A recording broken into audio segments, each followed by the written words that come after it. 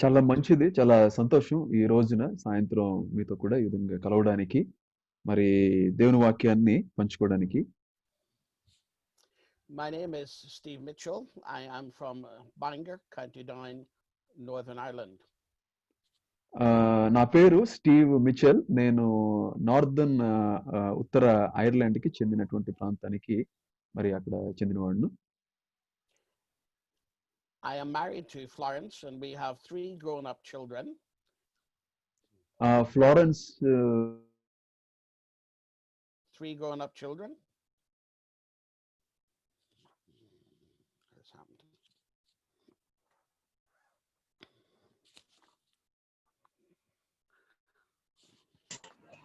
అన్నా కిరణ్ అన్న signal problem అనుకుంటా.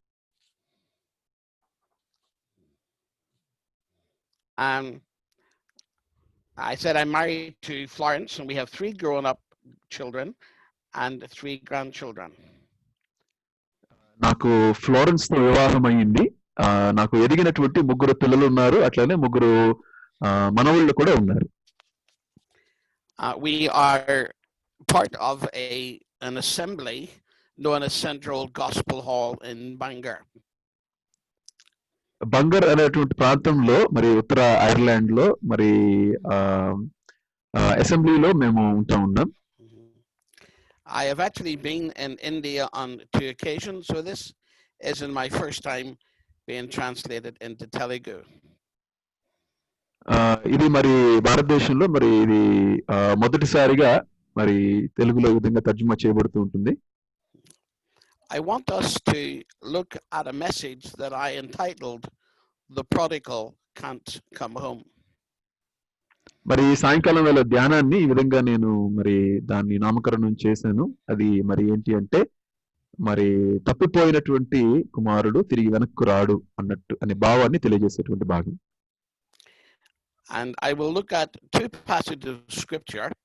The first one in 2 Thessalonians and chapter 2. దేవుని వాక్యంలో మనము గమనిద్దాం. మరి తెస్సలోనికీయులకు రాసినటువంటి పత్రిక మొదటి పత్రిక 2వ అధ్యాయం. And if you, brother, would read the first 3 verses, please. మొదటి 3 వచనాలను మనము చదువుకుందాం. Brother, Thessalonians first letter or second? Sorry, 2 Thessalonians chapter 2 1 to 3. తెస్సలోనికీయులకు రాసినటువంటి 2వ పత్రిక మొదటి వచనం నుంచి 3వ వచనం వరకు తెలుగులో మనం చదువుకుందాం. Shall I read, brother? Yes, please. సహోదరులారా, ప్రభువు దినం ఇప్పుడే వచ్చి ఉన్నట్టుగా ఆత్మ వలనైనను మాట వలనైనను మా యొద్ద నుండి వచ్చినదని చెప్పిన పత్రిక వలనైనను ఎవడైనను చెప్పిన ఎడల మీరు త్వరపడి చంచల మనస్కులు కాకుండా వలననియు బెదరకుండా వలననియు మన ప్రభు అయిన యేసుక్రీస్తు రాకడను బట్టి మనము ఆయన యొద్ద కూడుకొనుటను బట్టి మిమ్మును వేడుకొనుచున్నాము. మొదట భ్రష్టత్వము సంభవించి నాశన పాత్రుడగు పాప పురుషుడు బయలుపడితేనే గాని ఆ దినము రాదు. Thank you. Now, if you have your Bibles, turn to Luke chapter 15. And I want to read from I want to look at verse 11. We won't be reading it. Just looking at it together. మీ దగ్గర ఒకవేళ Bible గ్రంథం కానీ దగ్గర ఉన్నట్లయితే లూకా రాసినటువంటి సువార్త 15వ అధ్యాయం 1వ వచనాన్ని మాత్రమే మనము ఈ సాయంకాలం వేళ చదువుకుంటూ ఉన్నాం. 11వ వచనాన్ని చదువుకుందాం. మరియు ఆయన ఇట్లనెను, ఒక మనుష్యునికి 2 కుమారులు ఉండిరి. Thank you. We will just look at the passage together in a few moments. Now, the title of my message is entitled "The Prodigal Can't Come Home." మరి ఈ వాక్య ధ్యానమునకు నేను పెట్టినటువంటి పేరు ఏంటి అంటే మరి తప్పిపోయినటువంటి వాడు తిరిగి వెనక్కు రాడు అనేటువంటి భావాన్ని తెలియజేసేది.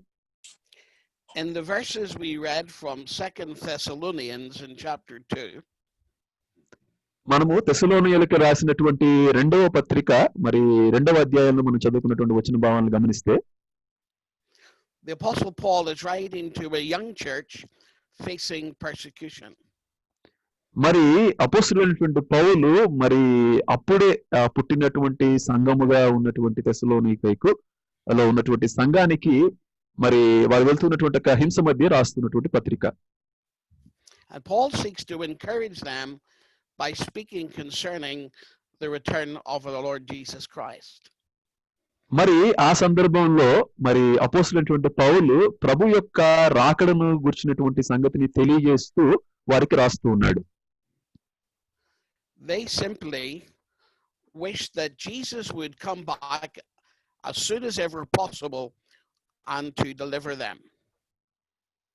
త్వరగానే ప్రభు అయిన యేసుక్రీస్తు ఆయన వస్తాడు, వారిని విమోచించడానికి లేకపోతే విడిపించడానికి వారు పొందుచున్న హింసల నుండి అని చెప్పి వారు ఎదురు చూస్తూ ఉన్నారు. But the Apostle Paul says something will happen that will indicate the return of the Lord Jesus Christ. కానీ అపోస్తలుడైనటువంటి పౌలు వారికి ఏం తెలియజేస్తూ ఉన్నాడంటే, అయితే ప్రభు యొక్క రాకడకు సూచనలు ఏ విధంగా ఉంటాయో కొన్ని సంగతుల్ని వారికి తెలియజేస్తూ ఉన్నాడు. One of these signs, unfortunately, will be that many Christians will no longer walk with their Lord, with God. మరి చాలా దుఃఖకరమైనటువంటి సంగతి ఏంటి అంటే, మరి ఈ సందర్భంలో మరి చాలా మంది క్రైస్తవులు ప్రభువుని వెంబడించేటువంటి స్థితిలో వారు ఉండరు అని తెలియజేస్తూ ఉన్నాడు. They will be so overwhelmed by the persecution that they will give up their faith. వారు చాలా మరి వారు పొందుచున్నటువంటి హింసను బట్టి వారి యొక్క విశ్వాసాన్ని వారు వదులుకునేటువంటి స్థితిలో ఉండేవారుగా ఉంటారు. Some others, for various reasons, will allow sin and other things to destroy their walk with the Lord. మరి చాలా మంది చాలా సందర్భాల్లో కానీ మనం గమనిస్తే వారు తమ యొక్క ఆ యొక్క నడత ప్రభుతో కూడా మరి ఉన్నటువంటి యొక్క ఆ విధానాన్ని మరి పాడు చేసుకునేటువంటి వారుగా ఉంటారు. Now the one thing we must take on board is that before the Lord comes back again, we too may face believers no longer walking with God. కాబట్టి ఒకవేళ గమనిస్తే ప్రభువు రాకడకు లేకపోతే ఆయన వచ్చేదానికి ముందు మరి మనం కూడా గమనించవచ్చు ఏంటంటే, చాలా మంది విశ్వాసులు మరి ప్రభుతో వారికి ఉన్నటువంటి ఆ యొక్క సంబంధాన్ని నడతను వదులుకునేటువంటి వారుగా వారి విశ్వాసాన్ని వారు ఉండవచ్చు బహుశా. I don't know about you, but when I hear of a fellow believer no longer walking with God or attending our assembly, I am extremely saddened. మీ గురించి నాకు తెలియదు కానీ మరి మాతో ఉన్నటువంటి ఒక సహోదరుడు మరి ప్రభు నుంచి వెనుదీశాడు. ఒక విధంగా మరి చాలా దుఃఖం నాకు కలుగుతుంది. ఏంటి అంటే, అతడు ఏమాత్రం కూడా సంఘంలో మరి కనబడటం లేదు, సంఘానికి రావటం లేదు. And one of the saddest occasions is when at a meeting someone is removed from fellowship. ఇంకా చాలా దుఃఖకరమైనటువంటి బాధాకరమైన సంగతి ఏంటి అంటే, మరి కూడుకులు అయిపోయిన తర్వాత చాలా మంది మరి వారు తీసుకొని పడుతూ ఉన్నారు. It's one thing for us to discipline a fellow believer for sin in their lives, but we also must have a plan to bring them back again or to restore them. కాబట్టి ఈ విధంగా మరి వెనుదిరిగిపోయిన వారిని తిరిగి మరలా ప్రభు దగ్గరకు మనం తీసుకురావడానికి, వారిని నడిపించడానికి మన దగ్గర ఒక ప్రణాళిక అనేది ఉండాలి అని తెలియజేస్తా ఉన్నాను. Now, whilst this story in Luke chapter 15 is often used in the gospel message, it has more relevant meanings. చాలా సార్లు మరి ఈ మనం చదువుకున్నటువంటి ఈ లూకా సువార్త తప్పిపోయిన కుమారుని గురించినటువంటి ఈ వాక్య భాగము సువార్తలో భాగంగా ఇది చాలా మరి ఉన్నటువంటి అందులో అర్థాలు మరి మనకు తెలియజేస్తూ ఉంటా ఉన్నాయి. Essentially, it is the difference between how Gentiles respond to God and how Jewish people respond to God and to the message of the Bible. ఇది ఏం తెలియజేస్తుంది అంటే, మరి అన్యులైనటువంటి వారు అంటే ఇశ్రాయేలీయులు కానిటువంటి వారు ఏ విధంగా దేవుని యొక్క సువార్తకు స్పందిస్తారో అట్లానే ఇశ్రాయేలీయులు ఏ విధంగా సువార్తకు స్పందిస్తారో దాని గురించి తెలియజేయబడుతుంది. Whilst we may use it to preach the gospel to those who are not yet believers, that is not its most important meaning. మరి ఈ భావము మరి ముఖ్యంగా మరి ఎవరైతే ప్రభువుని ఇంకా నమ్ముకోలేదో వారికి తెలియజేయడానికి అది మరి కొంత ఉపయోగకరంగా అది కనబడుతూ ఉంటుంది. In Luke chapter 15 and the 6th and the 11th verse, we have that story of a lost son.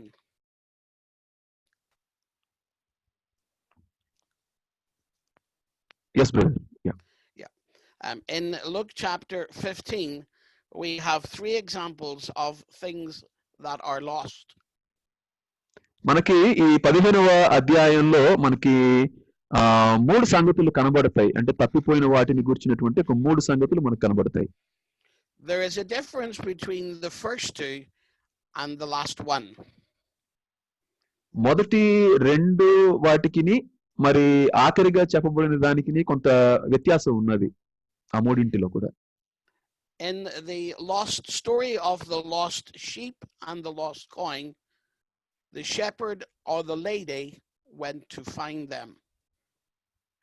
ఆ మొదటి 2 ఉపమానాలను గాని మనం గమనిస్తే ఆ తప్పిపోయినటువంటి ఆ గొర్రె ఆ పిల్ల విషయంలో కానీ లేకపోతే ఆ పోగొట్టుకున్నటువంటి నాణ్యం విషయంలో మనం చూస్తాం ఏంటంటే కాపరి అట్లానే ఆ స్త్రీ వారు మరి వెళ్ళి వెతికినట్లుగా మనం గమనిస్తాం.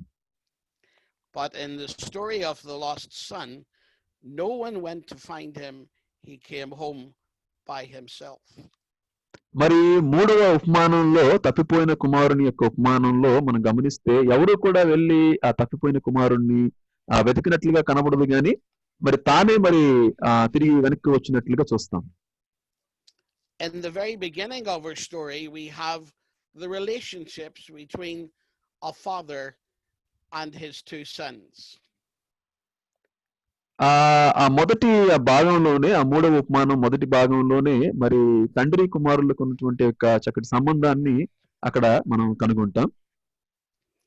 And in that relationship we have there, one son was very different from the other. మరి అక్కడ ఉన్నటువంటి సంబంధంలో గాని మనం గమనిస్తే ఆ ఇద్దరు కుమారులకు ఉన్నటువంటి వ్యత్యాసాన్ని కూడా మనము చూస్తాం. And the younger of the 2 sons went and asked his father for something that was quite shocking. అందులో చిన్నవాడు మరి తండ్రి యొద్దకు వెళ్ళి తను అడిగినటువంటి ఆ విషయాన్ని గాని గమనిస్తే చాలా మరి అది ఆశ్చర్యకరంగా కనబడుతూ ఉంటుంది మనకి. He asked his father to give him what would be due to him after his father had died. అసలు ఆ చిన్న కుమారుడు అడిగిన దాన్ని గాని మనం గమనిస్తే ఏదైతే తన తండ్రి చనిపోయిన తర్వాత తను పొందుతాడో దాన్ని గురించి మరి వెళ్ళి తండ్రిని అడిగినట్టుగా చూస్తాం. The older son would have 2/3 of his father's wealth and the younger son 1/3. కాబట్టి వారికి ఉన్నటువంటి భాగాల్లో గాని మనం గమనిస్తే ఆ 3 వంతుల్లో 2 వంతులు మరి ఆ పెద్ద కుమారునికి వెళ్తది. మరి ఆ 3 వంతులు ఒక భాగం మాత్రం ఆ చిన్న కుమారుడికి వస్తది వాస్తవంగా. The younger son wasn't prepared to wait until his father had died. మరి ఆ చిన్న కుమారుడు కనీసం తన తండ్రి చనిపోయేంత వరకు కూడా ఆగలేదు. He wanted to receive his inheritance right then. అప్పటికప్పుడే మరి తాను పొందవలసినటువంటి ఆ యొక్క ఆస్తిని అప్పుడే పొందాలి అని మరి అనుకుంటూ ఉన్నాడు. I can't think of anything more awful for this young man to wish his father was dead.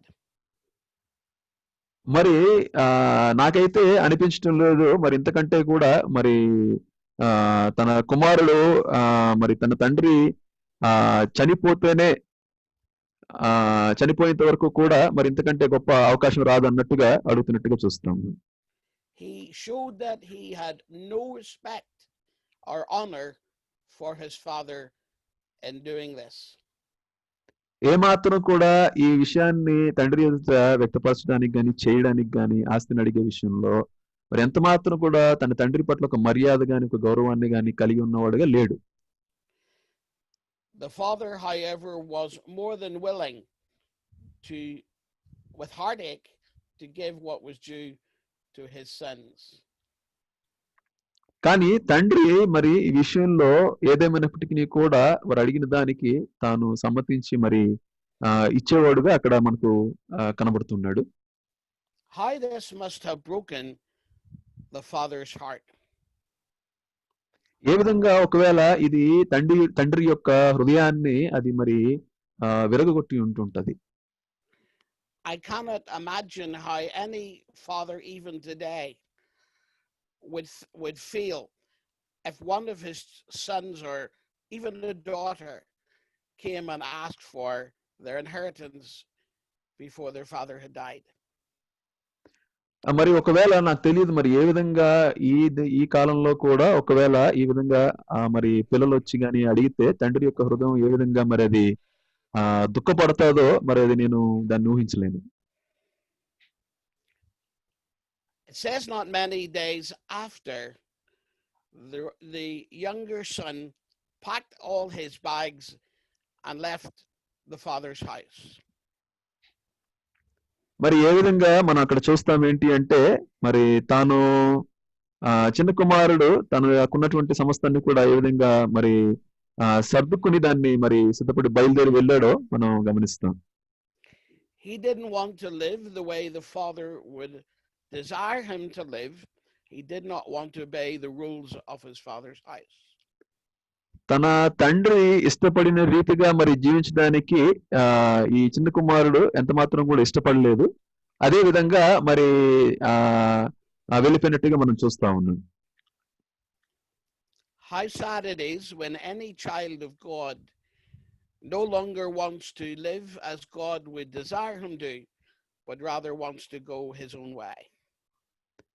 తండ్రికి ఏమాత్రం కూడా లోబడినవాడుగా ఈ చిన్న కుమారుడు లేడు. అదే సమయంలో తండ్రి యొక్క ఉద్దేశాన్ని నెరవేర్చడానికి మరి మరి ఆ యొక్క ఆశ కలిగిన వాడుగా కూడా మరి లేకపోవడం అనేది మనం గమనిస్తూ ఉంటాం. It seems the young man thought that he was free to live life recklessly and to enjoy it without any input from his father. ఈ యవనస్తుడు మరి తన జీవితంలో ఎంతో మరి దుర్వ్యాపారం చేయడానికి లేకపోతే ఆనందించడానికి మరి ఏ విధంగా త్వరపడుతూ ఉన్నాడో మరి మనం చూస్తా ఉన్నాం. He went to another country and he wasted all his money through being a totally rebellious person.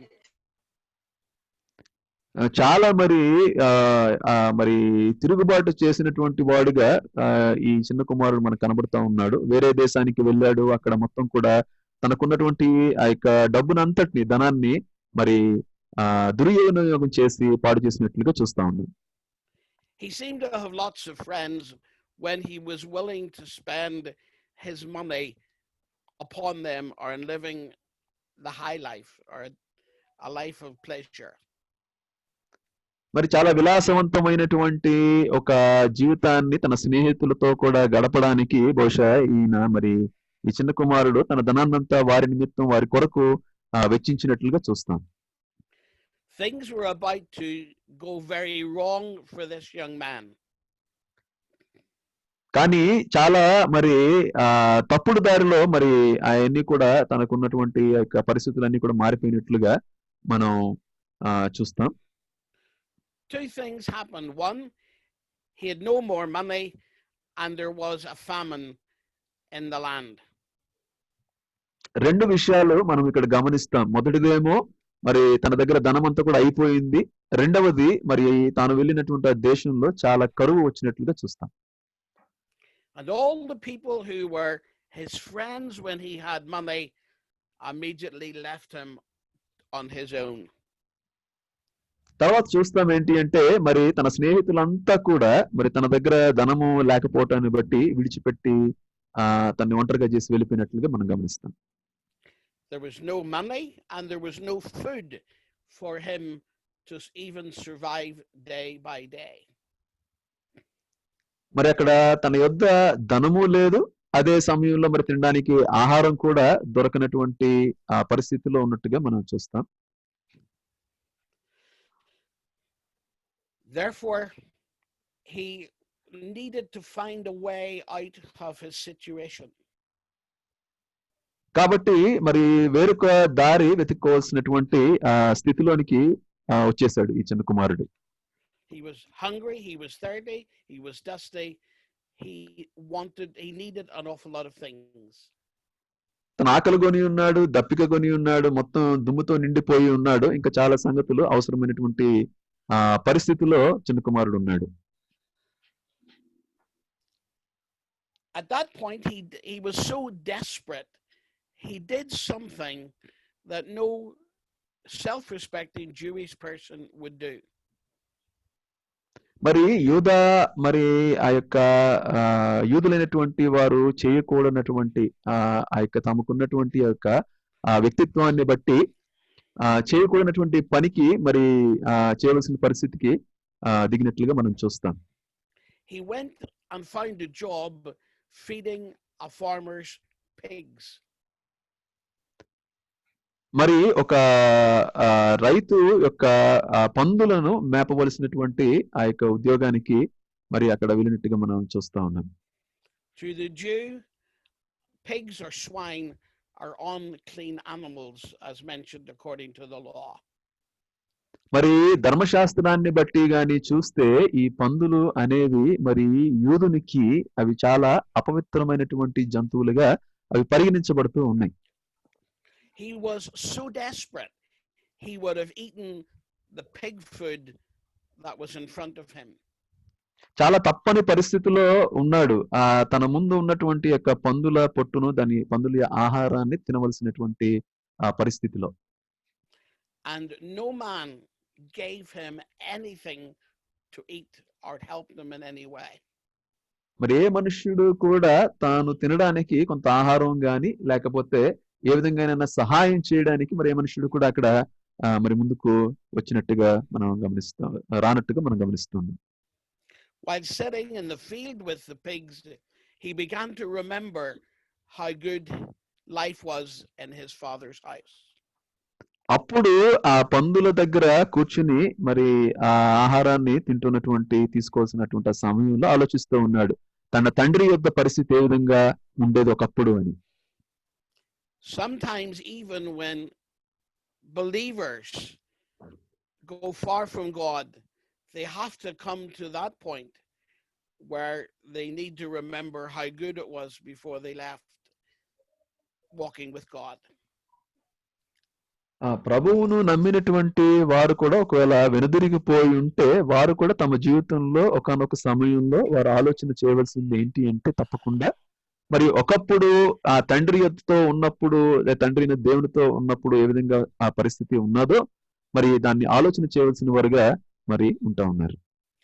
He said to himself, even the hired servants in my father's house have food in their stomachs and even more to spare, and I have nothing.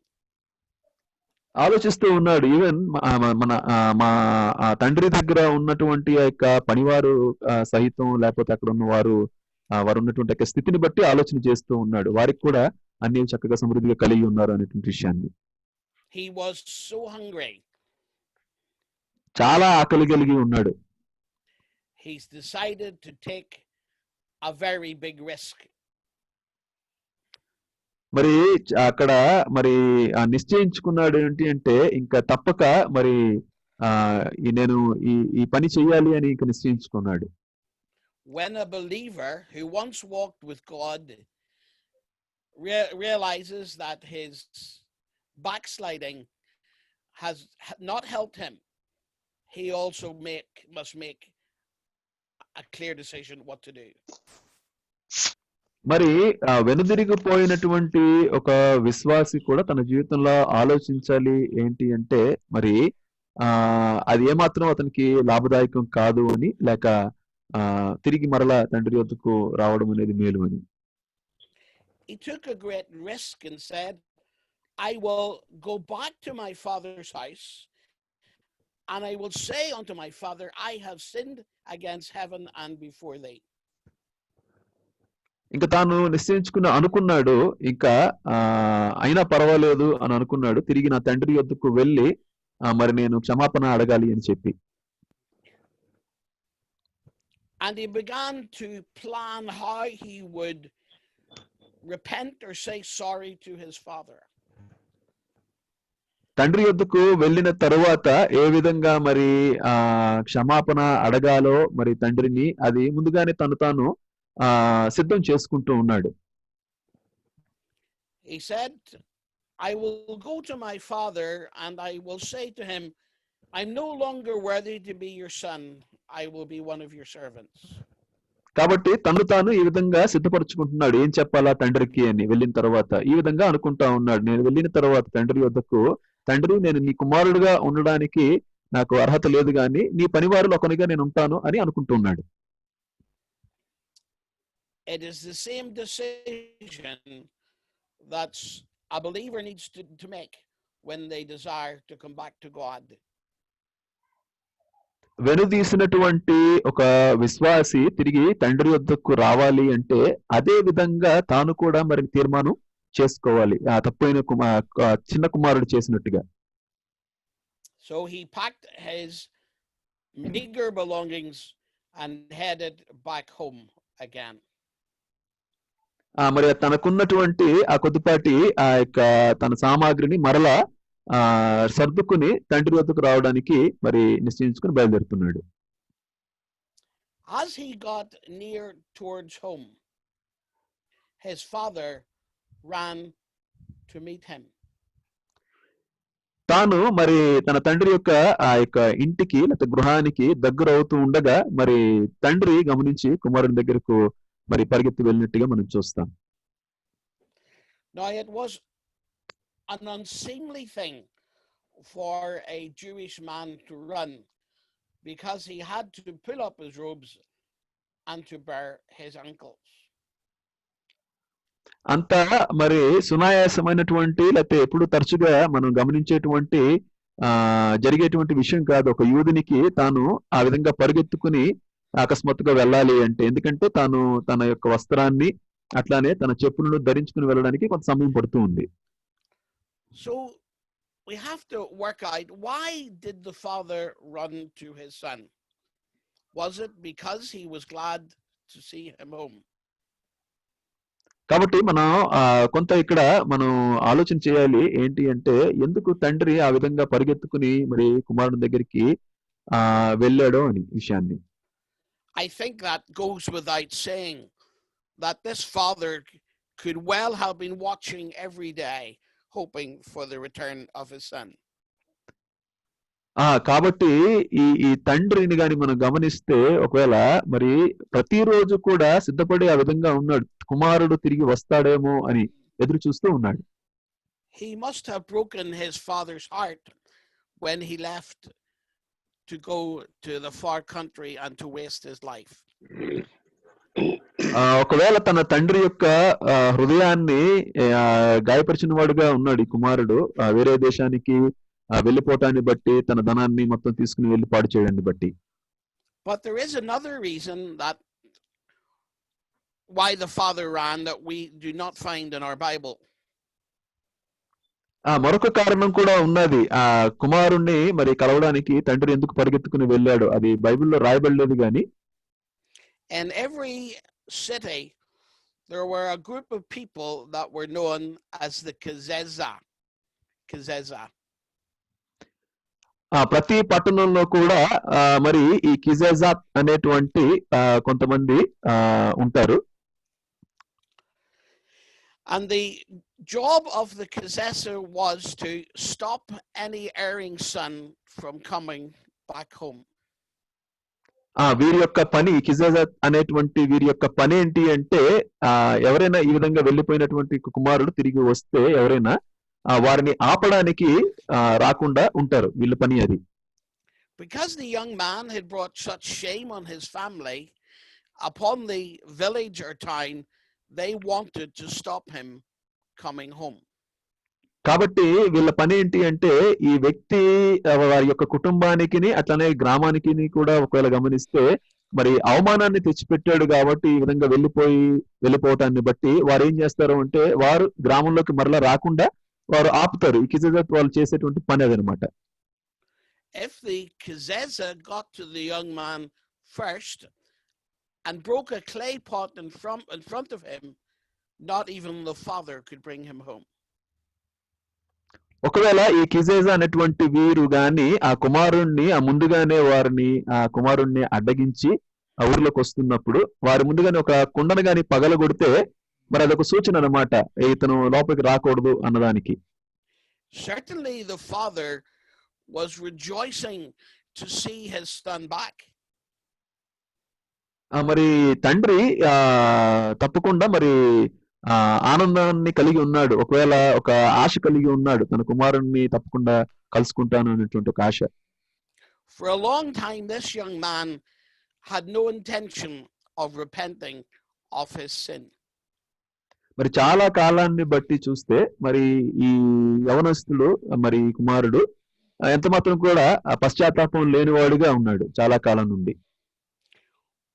When you look at Psalm 32, you will find there that King David was unwilling to confess his sin.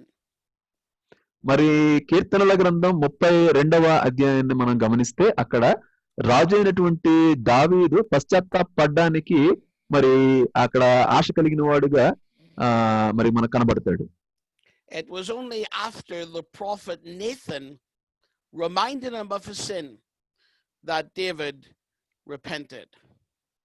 అది ఎప్పుడు జరిగింది అంటే నాతాను అనేటువంటి ఒక ప్రవక్త వచ్చి దావీదుతో చెప్పిన తరువాత మరి దావీదు పశ్చాత్తాపడినట్లుగా మనం చూస్తాం. And when you turn to Psalm 51, మన కీర్తనల గ్రంథం 51వ అధ్యాయానికి గాని వస్తే you will read there how David cried out to God to have mercy upon him. Psalm 51. అక్కడ మనం గమనిస్తాం ఏంటి అంటే మరి ఏ విధంగా దేవునికి దావీదు మొరపెట్టాడో తనను క్షమించమని పశ్చాత్తాపాన్ని అక్కడ కలిగి ఉన్నట్టుగా ఆ అధ్యాయంలో కీర్తనలో మనం చూస్తాం. David cried out, have mercy upon me, O God, according to your loving kindness, blot out my sin. మరి నీ ప్రేమను బట్టి మరి నా యొక్క అతిక్రమములన్నీ క్షమించుమని తుడిచివేయమని దావీదు దేవునికి మరి మొరపెట్టినట్టుగా మనం ఆ అధ్యాయంలో కీర్తనల గ్రంథంలో మనం గమనిస్తాం. Wash me thoroughly from all my iniquity or wrongdoing. మరి నన్ను బాగుగా కడుగు నా అపరాధముల నుంచి, నా మరి ఆ యొక్క దోషముల నుంచి, పాపముల నుంచి అని మొరపెట్టినట్లుగా ఆ కీర్తనలో మనం గమనిస్తాం. He wanted to acknowledge his sin in God's sight. దాని యొక్క దృష్టి ఎదుట మరి తన యొక్క పాపాన్ని మరి గమనించి ఒప్పుకుంటున్నట్లుగా మనం చూస్తాం.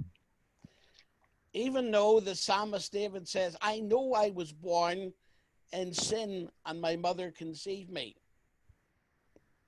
ఇంకా దావీదు ఏమని చెప్తున్నాడు అంటే మరి నేను పాపంలోనే పుట్టినవాడును, మరి పాపంలోనే నా తల్లి నన్ను గర్భమును ధరించింది అని చెప్తున్నాడు.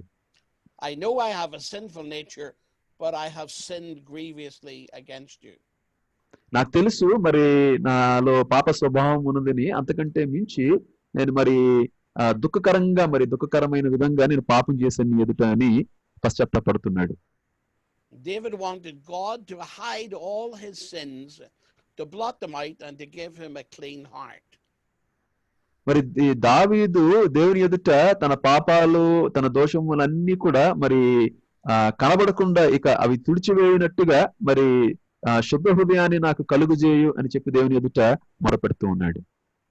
He longed that God would not cast him away and that he would restore unto him the joy of his salvation. తనకున్నటువంటి ఆ రక్షణానందం నుండి మరి ఎంత మాత్రం కూడా తాను దూరం అయిపోకుండా మరి దేవుని యొక్క సన్నిధిలోంచి త్రోసివేయబడకుండా ఉండటానికి మరి దేవుని యొద్దకు వచ్చి వేడుకుంటా ఉన్నాడు. And that's what every believer who has committed sin or has walked away from God needs to do. కాబట్టి దేవుని యొద్ద నుంచి వెళ్ళిపోయినటువంటి లేకపోతే దేవుని యొద్ద నుంచి తొలగిపోయినటువంటి ఎటువంటి విశ్వాసి అయినా సరే, వెనుదిరిగిపోయిన విశ్వాసి ఈ విధంగా దావీదు వలె మరి దేవుని ఎదుట పశ్చాత్తాపడవలసిన వారుగా అడగవలసిన వారుగా ఉన్నారు. And beloved, we have a God who is more than willing or able to do this. మరి మనకున్న దేవుడు ఆయన ఎటువంటి వాడు అంటే ఇంతకంటే కూడా ఎక్కువగా మరి ఆయన మనల్ని చేర్చుకునేవాడుగా, తన ఇచ్చపూర్వకంగా చేర్చుకునేవాడుగా మరి ఉంటా ఉన్నాడు.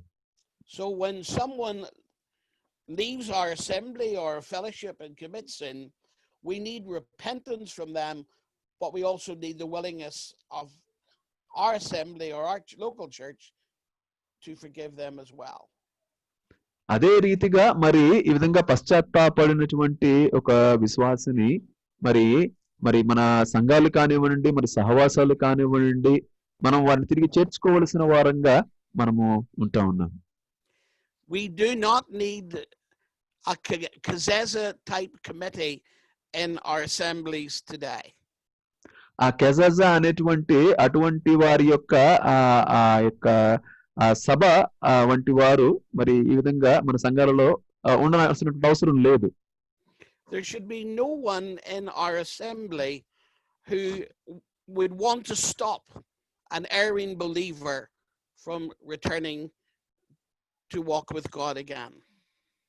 కాబట్టి మన సంఘాలలో ఈ విధమైనటువంటి వారు అడ్డగించేవారు మరలా వారు తిరిగి పశ్చాత్తాపడినటువంటి ఒక విశ్వాసిని మరలా తిరిగి సహవాసంలో వచ్చినట్లుగా అడ్డగించేవారు మన సంఘాల్లో ఉండాల్సినటువంటి అవసరం లేదు.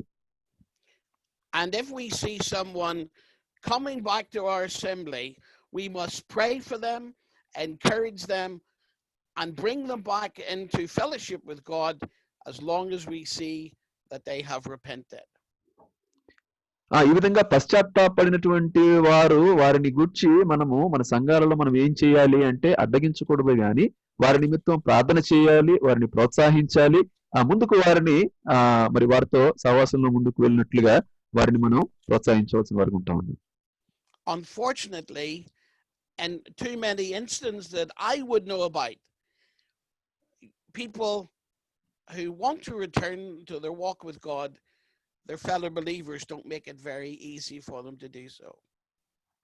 కానీ దుఃఖకరమైనటువంటి సంగతి నాకు తెలిసినటువంటి ఒక 2 సందర్భాలు ఏంటి అంటే ఈ విధంగా పశ్చాత్తాపడి సంఘంలోనికి వచ్చే వారిని మరి అడ్డగించేటువంటి వారు ఉన్నారు, లేకపోతే మరి వారిని దేవునితో నడవనీయకుండా మరి అడ్డగించేటువంటి వారు ఉన్నారు అనేది గమనిస్తా ఉన్నాను. If we see clear repentance, and as we fully understand that God is willing to forgive, so should we in our local churches or assemblies.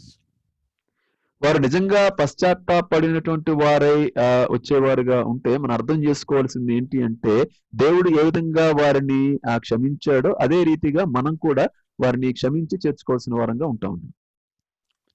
Sadly, some people don't come back into our fellowship again because they fear of the kind of reception they will get.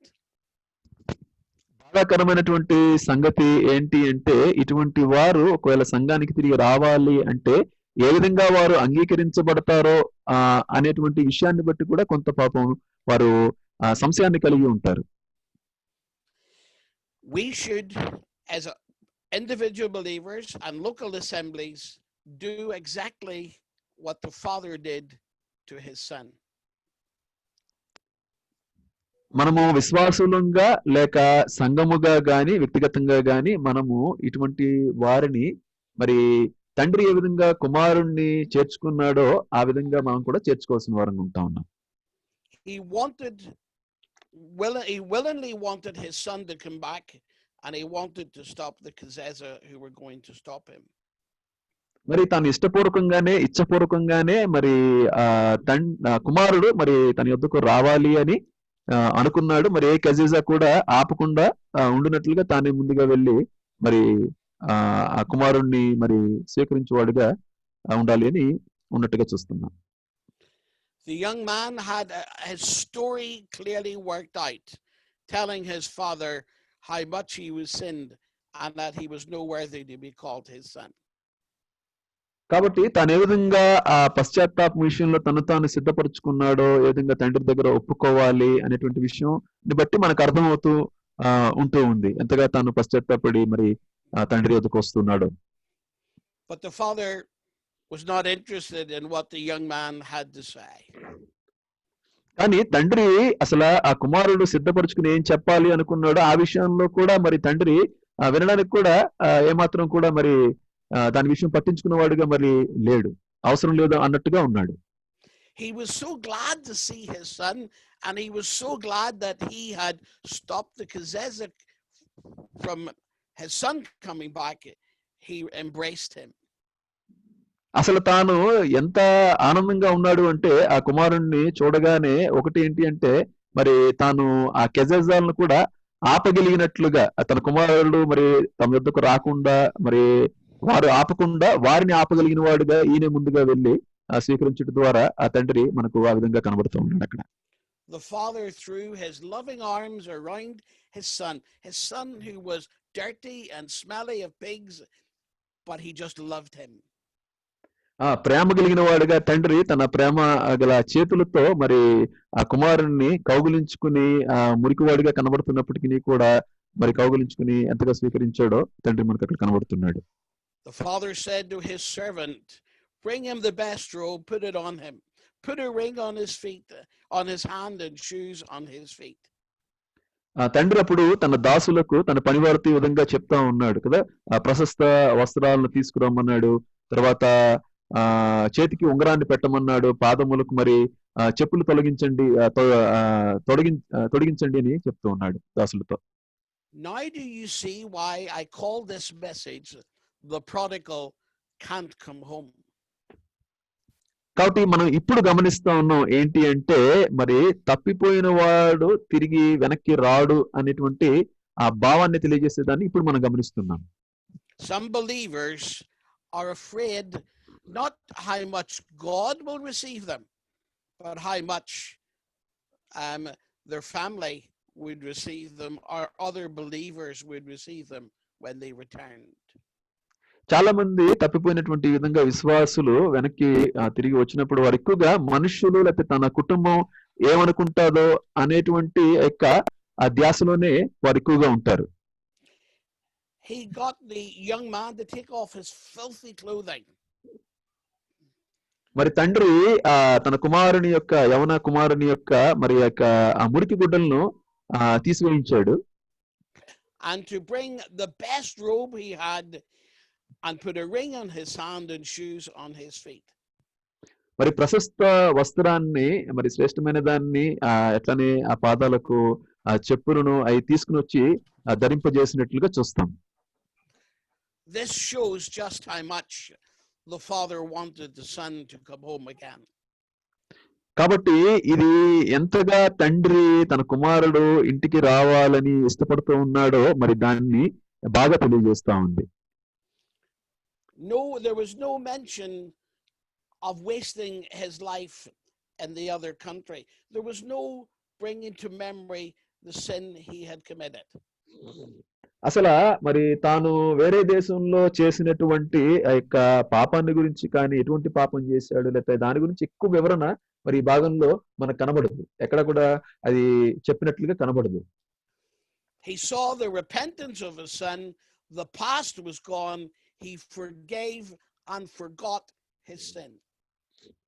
మరి తన కుమారుని యొక్క పశ్చాత్తాపాన్ని చూస్తా ఉన్నాడు, మరి ఏ విధంగా తిరిగి వెనక్కి వచ్చాడో చూస్తా ఉన్నాడు, మరి తాను చేసినటువంటి పాపాన్ని అంతా కూడా మరి అది క్షమించినట్లుగా అది వెళ్ళిపోయినట్లుగా మరి తండ్రి యొక్క ఆ యొక్క మరి అక్కడ ధోరణి కనబడుతుంది. There was no way of holding anything good from the erring son. The father gave him everything that he could. మరి తప్పు చేసినటువంటి ఆ కుమారుని పట్ల మరి ఏ మంచి కూడా అందనీయకుండా తాను తప్పు చేసిన దాన్ని బట్టి తండ్రి అక్కడ ఆపలేదు, కానీ తాను పొందవలసిన మంచి అంతా కూడా మరి అక్కడ తండ్రి చేస్తున్నట్టుగా చూస్తూ ఉన్నాం. The father wasn't stopping there. He said, "Bring the fatted calf, the best animal that I have, kill it. We're going to have a feast, eat, drink, and be merry. మరి తండ్రి అక్కడ ఇంకా తెలియజేస్తా ఉన్నాడు. ఎంత సంతోషంగా తెలియజేస్తూ ఉన్నాడు అంటే, మరి ఆ క్రొవ్విన వాటిని మరి అక్కడ తీసుకుని వచ్చి దాన్ని వధించండి ఆ దూడని అని చెప్పి వధించమని తన దాసులతో చెప్తూ ఉన్నాడు. The Kezeza or anyone else bringing up the young man's past was gone out of sight forever. మరి ఆ కెజెజా అనేటువంటి వారు ఒకవేళ ఆ యవన కుమారుని యొక్క ఆ పాత గతాన్ని గాని ఒకవేళ తీసుకుని వచ్చినప్పటికీ కూడా తండ్రి ఎదుట అది ఎంత మాత్రం కూడా ఏమి లేనట్టుగానే అది మరి ఎందుకు పనికిరాదు అన్నట్టుగానే లేనట్టుగానే ఉంది. The father said to all the people gathered, my son was dead and is alive. He was lost and he is found.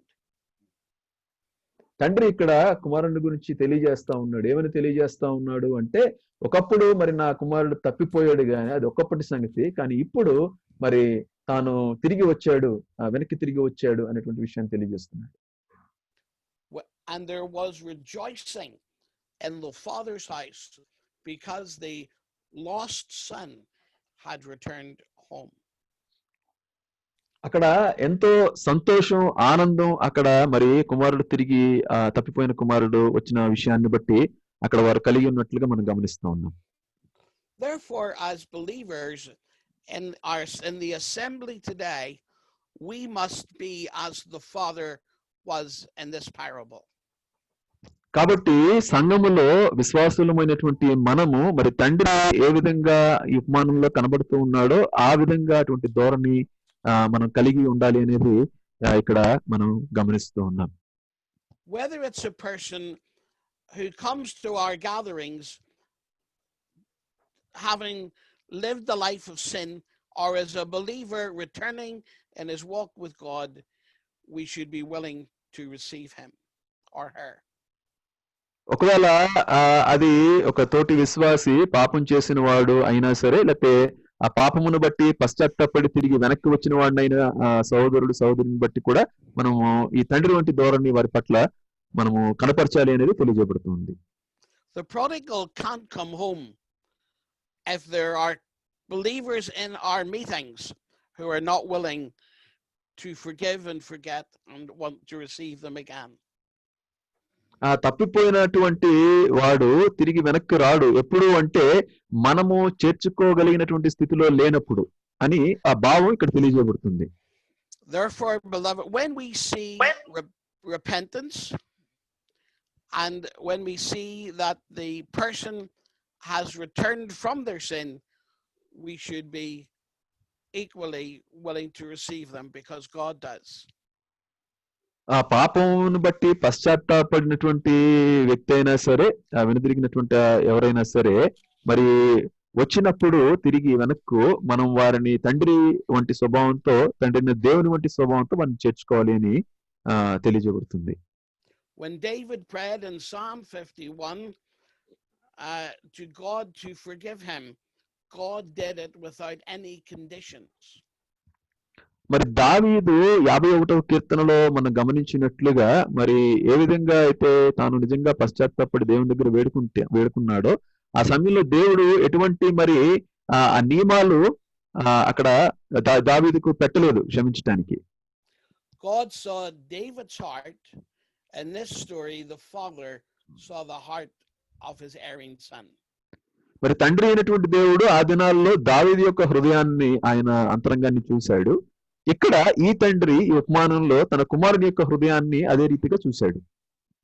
Therefore, the title of this message should really be The Prodigal Can Come Home. కాబట్టి నిజంగా ఈ ఉపమానం యొక్క ఒకవేళ నామం దానికి ఈ ఒక పెట్టాలి అంటే మరి తప్పిపోయిన వాడు వెనక్కి రాలేడు అనేటువంటి వాస్తవంగా ఆ యొక్క అర్థాన్ని ఇచ్చేటువంటి యొక్క ఆ యొక్క టైటిల్ ఇక్కడ పెట్టాలి అని చూస్తూ ఉంటున్నాం. The word of God is clear that we should be willing to restore those gently who have fallen into sin. కాబట్టి ఎవరైతే పాపంలో పడిపోయారో వారిని మరి మృదువుగా వారిని తిరిగి ఆ తండ్రి యొద్దకు వచ్చేవారుగా మనం మరి సహకరించే వారంగా ఉండాలి అని చూస్తూ ఉన్నాం. God doesn't have any uh, God doesn't have any places where we put rubbish. God has potter's house that remakes misshapen vessels. ఆ పనికిరాని దాన్ని దేవుడు మరి ఎక్కడో దాన్ని పడేసేటువంటి ఒక చెత్త మరి అటువంటి ఆ ప్రదేశాల్లో మరి పడేసేటువంటి చెత్త వల్లే కాదు గాని మరి పాడైపోయిన దాన్ని ఒక కుమ్మరిగా దాన్ని బాగు చేయగలిగినటువంటి వాడుగా మరి తండ్రి కనబడతాడు. So as I finish this message today, ఈ వర్తమానాన్ని నేను ముగించక ముందు, may God help us to look for those who have strayed and committed sin. మనము మరి ఈ పాపానికి దాసులైపోయినటువంటి వారు కానీ లేకపోతే మరి వెనుదిరికి పోయినటువంటి వారి విషయంలో మనం కొంత ఆలోచన చేసి గమనించాలి, చూడాలి. And when they come back to our local assemblies, may we show the same grace and mercy and love and joy as the Father did in this story. ఒకవేళ వారు పశ్చాత్తాపడి నిజంగా స్థానిక సంఘాలకు కానీ వారిని వెనుదిరిగి వస్తే మరి మనం కూడా తండ్రి వంటి అటువంటి ఆ ప్రేమను వారి పట్ల చూపించి వారిని చేర్చుకోవలసిన వారంగా మనం ఉంటా ఉన్నాం. We need to remember, if God has forgiven us in Christ, we also must be willing to forgive others who have walked away from him. మనం గమనించవలసినటువంటి విషయము ఏంటి అంటే, మన ప్రభు అయినటువంటి యేసుక్రీస్తులో తండ్రి ఏ విధంగా మనల్ని క్షమించాడో మనం కూడా ఆ విధంగా అటువంటి క్షమాపణ కలిగి ఉండాలి అనేది దేవుని వాక్యంలో మనం గమనిస్తూ ఉన్నాం. May God bless his word to us this afternoon, and may we take on board this important lesson that the prodigal can come home if we're willing to receive him. కాబట్టి మరి దేవుడు ఈ వాక్య భాగాన్ని ఈ సమయంలో ఆయన దీవించును గాక. మరి చక్కటి విషయాలు ఇందులో మనకి ఆయన తెలియజేసినటువంటి రీతిగా మనం ఆలోచన చేద్దాం. ఏంటి అంటే ఆ వాక్యాన్ని భావం తెలియజేయబడుతుంది. మరి తప్పిపోయినటువంటి కుమారుడు మరి వెనక్కు రాలేడు అనేటువంటి విషయాన్ని మనం అంగీకరించకపోతే అనేటువంటి భావాన్ని ఇది తెలియజేస్తుంది. మీ అందరికీ కూడా మరి నా ధన్యవాదాలు తెలియజేస్తున్నాను. Thank you. May God bless you. Amen. మీ అందరికీ నా ధన్యవాదాలు. ప్రభువు మీ అందరినీ కూడా దీవించును గాక. ఆమేన్.